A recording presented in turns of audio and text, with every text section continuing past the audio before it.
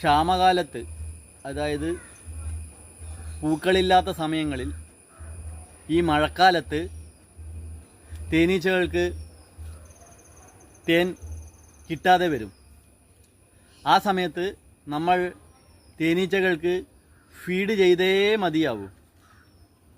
അതിന് നമ്മൾക്ക് പഞ്ചസാര പാനി ഉപയോഗിക്കാവുന്നതാണ്.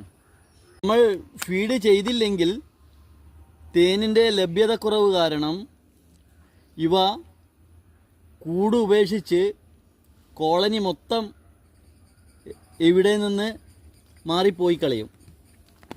അതുകൊണ്ടാണ് ഫീഡ് ചെയ്യുന്നത്. അങ്ങനെ പോവുകയാണെങ്കിൽ തേനീച്ച കർഷകർക്ക് ഭാരിച്ച നഷ്ടങ്ങൾ സംഭവിക്കും. ഇതിനായി നമുക്ക് പകുതി